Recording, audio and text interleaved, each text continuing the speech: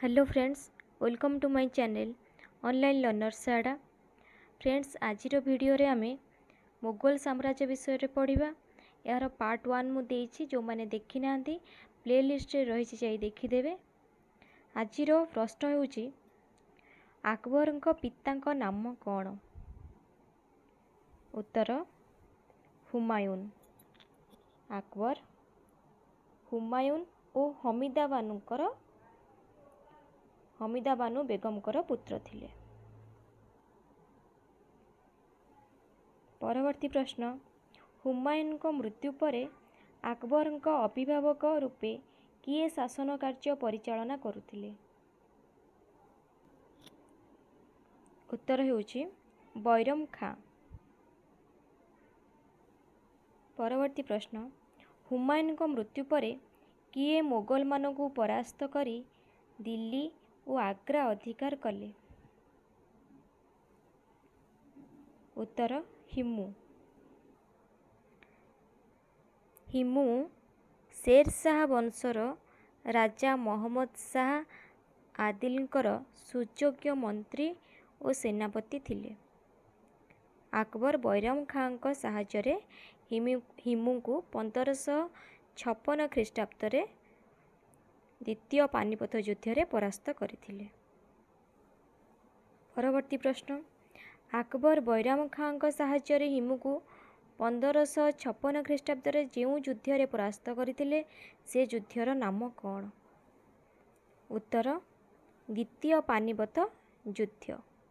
प्रथम पानीपत युद्ध काहा काहा मध्य होइतिला मते कमेंट बॉक्स रे कमेंट करी जणांतु।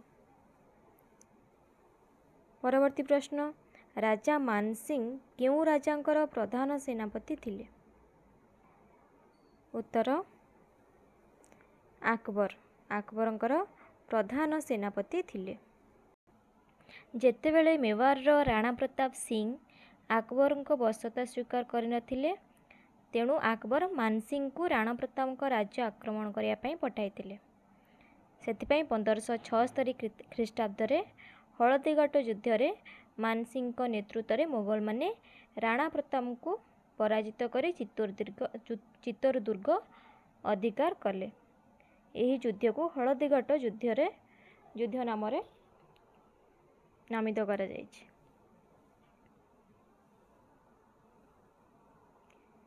परवर्ती प्रश्न, 1576 ख्रीष्टाब्द हलदीघाट युद्ध काहा काहा मध्य होइथिला? उत्तर मानसिंह नेतृत्व में मुगल सेना और राणा प्रताप मध्य होइथिला। एहाकू हलदीघाट युद्ध बोली कहा जायथाय। परवर्ती प्रश्न, केउ राज्य व्यतीत समग्र उत्तर भारत अकबर अधीन रे थिला? उत्तर आसाम। परवर्ती प्रश्न, अकबर निज साम्राज्य को केतोटी सूबा बा प्रदेश रे विभक्त करथिले?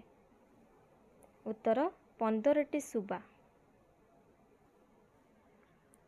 अकबर निजर शासन कार्यर सुपरिचालना पई अनेक राजकर्मचारी को विभिन्न विभाग रे नियुक्ति देइथिले। सेमानक मध्यरे देवान अर्थ विभाग दायित्व रे, बक्सी सैन्य विभाग दायित्व रे, काजी आईन और विचार विभाग दायित्व रे एवं डाक चौकीदारग डाक और गुप्तचर विभाग दायित्व रे थिले। से निजर साम्राज्य को 15टी सूबा बा प्रदेश रे विभक्त करथिले। प्रत्येक सूबा पुणी केतेगुड़िए सरकार बा जिला और प्रत्येक जिला अनेक प्रगणा रे विभक्त होइथिला। आउ केतेगुड़िए ग्रामर समष्टि रे एक प्रगणा गठित होइतिला। केतेगुड़िए ग्रामर समष्टि रे एक प्रगणा गठित होइतिला।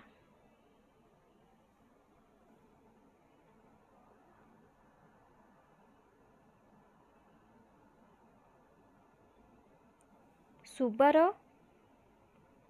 मुख्य शासक थिले सुबादार। परवर्ती प्रश्न, अकबर केतोटी सूत्ररु राजस्व आदाय करुथिले?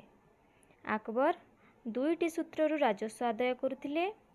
सेथिरु गोटिए भू राजस्व ଓ ଅନ୍ୟଟି ହେଲା ବାଣିଜ୍ୟ କର। ରାଜା ତୋଡରମଲ ତାଙ୍କର ରାଜସ୍ୱ ମନ୍ତ୍ରୀ ଥିଲେ। ତୋଡରମଲଙ୍କ ବନ୍ଦୋବସ୍ତ ଅନୁଯାୟୀ ଜମିଗୁଡ଼ିକୁ ମାପ କରାଯାଇଥିଲା। ସାଧାରଣତଃ କୃଷକମାନେ ନିଜ ଆୟର 1/3 କର ଶସ୍ୟ କିମ୍ବା ମୁଦ୍ରା ଆକାରରେ ଦେଉଥିଲେ।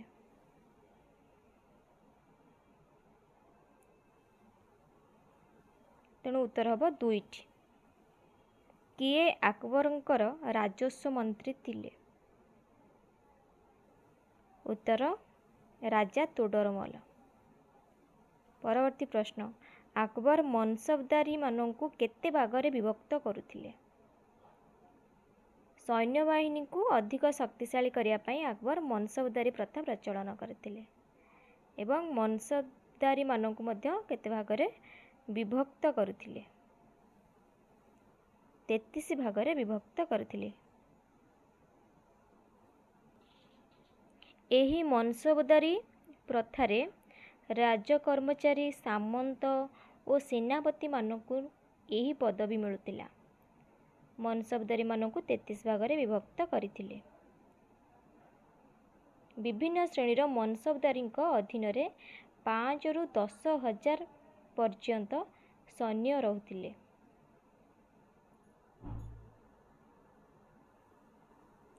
ପରବର୍ତ୍ତୀ ପ୍ରଶ୍ନ, ଦୀନ-ଇ-ଇଲାହିର ପ୍ରକୃତ ଅର୍ଥ କ'ଣ? ଉତ୍ତର ସ୍ୱର୍ଗୀୟ ବିଶ୍ୱାସ।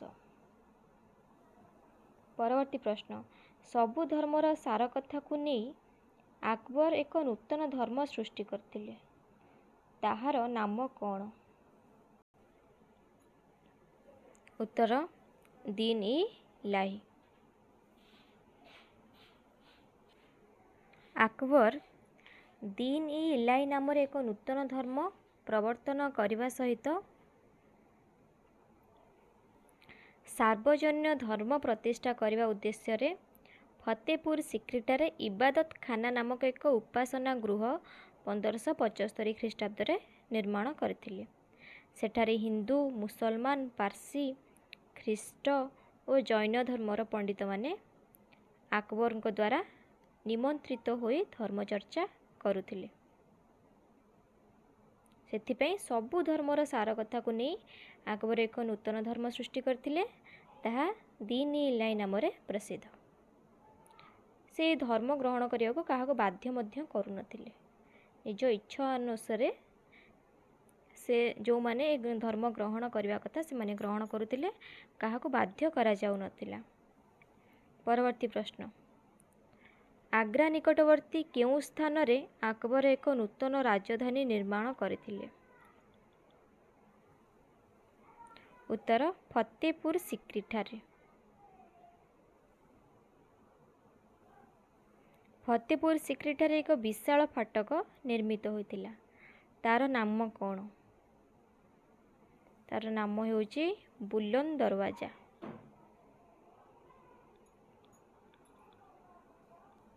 ପରବର୍ତ୍ତୀ ପ୍ରଶ୍ନ, ଆକବରଙ୍କ ସମୟରେ କେଉଁ ଭାଷା ରାଜଭାଷା ରୂପେ ବ୍ୟବହୃତ ହେଉଥିଲା?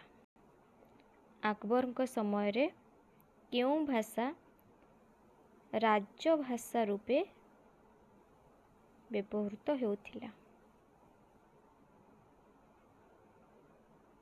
ଉତ୍ତର ପାର୍ସୀ ଭାଷା।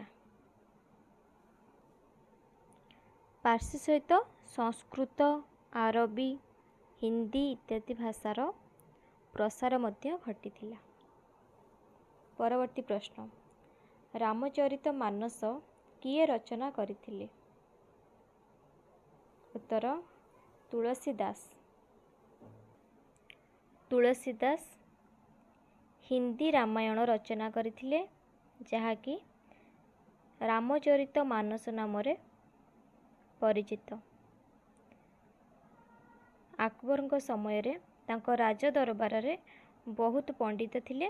ସେମାନଙ୍କ ମଧ୍ୟରୁ ତୁଳସୀଦାସ, ଆବୁଲ ଫଜଲ, ଯେପରି ଆବୁଲ ଫଜଲ ଆକବରନାମା, ଆଇନି ଆକବରୀ ନାମକ 2ଟି ଐତିହାସିକ ଗ୍ରନ୍ଥ ପାର୍ସୀ ଭାଷାରେ ରଚନା କରିଥିଲେ। ସେହିପରି ମହାଭାରତ ଓ ରାମାୟଣର ମଧ୍ୟ ପାର୍ସୀ ଭାଷାରେ ଅନୁବାଦିତ ହୋଇଥିଲା। ତୁଳସୀଦାସ से समय रामायण रचना करथिले जहाँ रामचरित मानस नाम परिचित।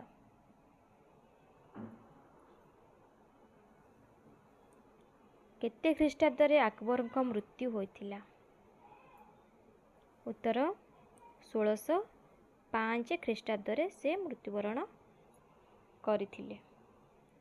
से 1542 ख्रीष्टाब्द अमरकोट ठारे जन्मग्रहण करथिले।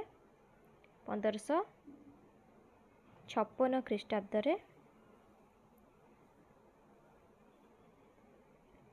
जेतेबेले तांकु मात्र 13 वर्ष होइथिला सेतेबेले हुमायून को मृत्यु होइथिला एवं से मुगल सम्राट रूपे अभिषिक्त होइथिले। बैराम खां तांकर अभिभावक थिले। परवर्ती प्रश्न,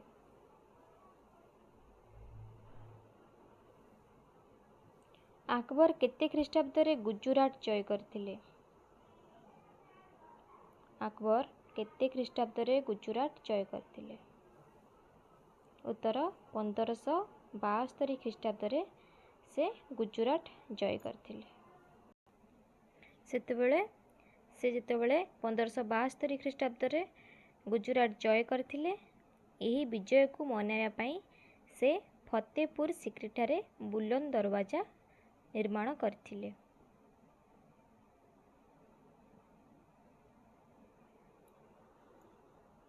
परवर्ती प्रश्न, राल्फ फिच नाम जड़े इंग्रेज लोक केते ख्रीष्टाब्द अकबर दरबार को परिदर्शन आसीथिले?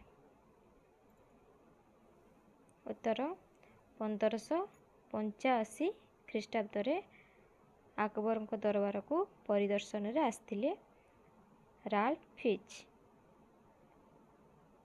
अकबर 1567 ख्रीष्टाब्द जिजिया कर और तीर्थ कर उठाई देथिले। गोमांस भक्षण को मध्य मना करथिले।